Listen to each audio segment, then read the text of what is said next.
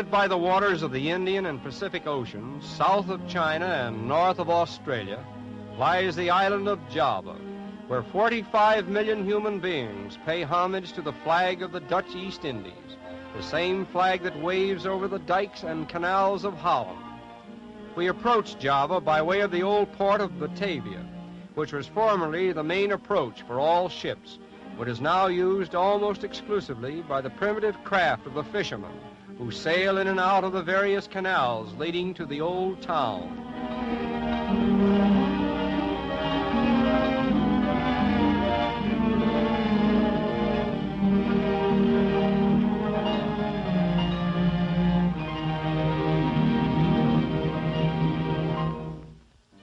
And here is what is left of old Batavia, a picturesque little fishing village, abounding in characteristic scenes which have changed but little since the days of the early Dutch settlers.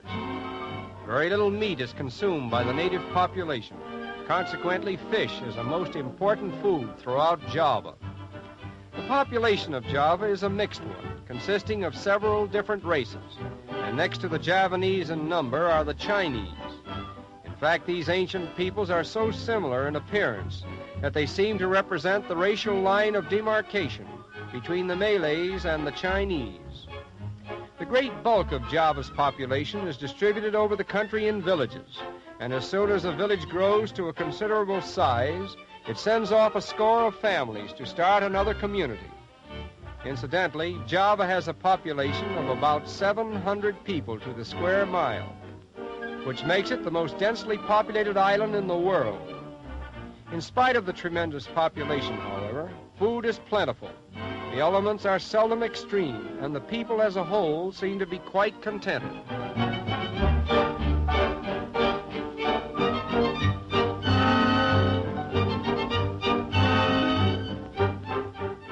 The Javanese by nature are quiet and peaceful people, more or less subdued by the vertical rays of an equatorial sun, as well as the benevolence of Mother Nature, who has bestowed upon them tropical foods which are acquired in abundance with the least amount of human effort.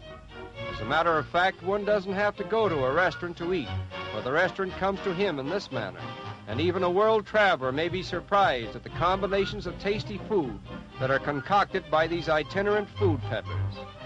One of the most popular items on the menu is a rice and curry combination, a plate which sells for about 2 cents.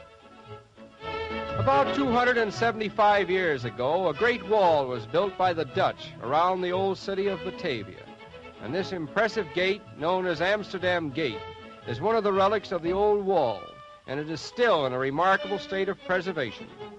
After passing through Amsterdam Gate, we arrive in the modern sections of Batavia, where we find more definite evidence of Dutch influence. Local self-government, native participation in administration, economic betterment, and popular education are some of the benefits enjoyed by the natives as a result of the present-day Dutch colonial policy. Due to the many hardships and great sacrifices made by Holland in building up her far-flung empire, she is credited today with being the world's third colonial power.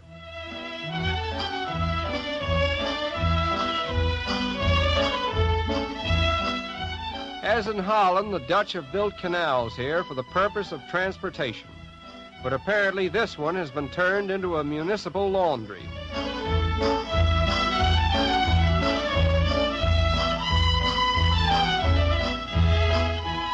Practically every day in the week, the canals of Batavia are thronged with men, women, and children, busily engaged in washing clothes. In fact, there is so much laundry activity that a visitor is inclined to wonder where all the clothes come from and what there is in the apparently clean atmosphere of Batavia that necessitates such continuous washing.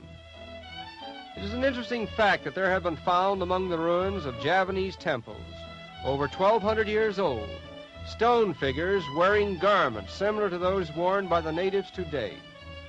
The native Javanese dress is called a sarong, and it is usually made of batik, a cotton cloth with a soft, velvety texture, made up in many varieties of color.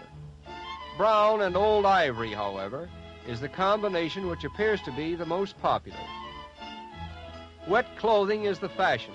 because it keeps the body cool in one of the world's hottest climates.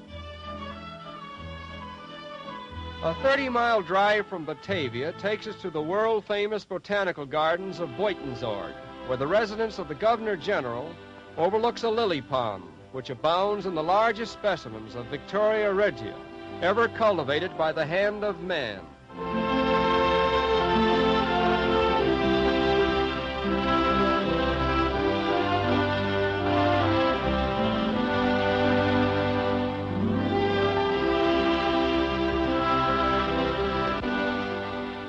The leaves of these giant water lilies grow to be over 6 feet in diameter, and some of them are sturdy enough to hold the weight of a small child.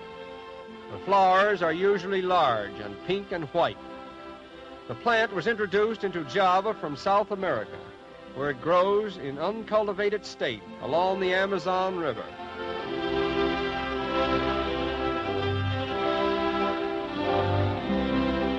The cactus garden is composed of a variety of specimens gathered from all parts of the world.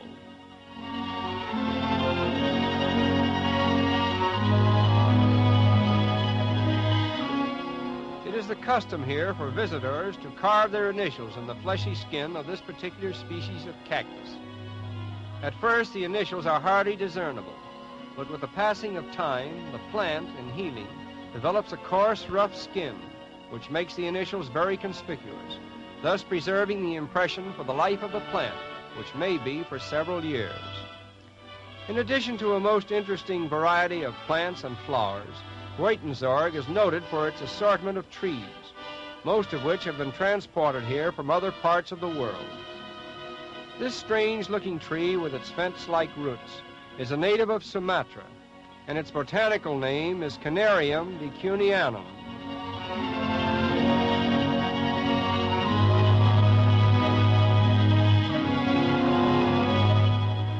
When the present king of the Belgians was crown prince, he and his attractive young wife visited Java, and they were particularly impressed by the botanical gardens at Buitenzorg.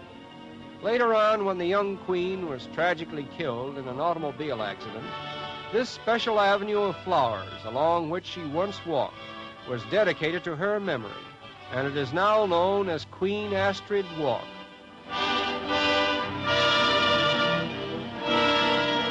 And it is here in this colorful setting that we conclude our glimpses of Java.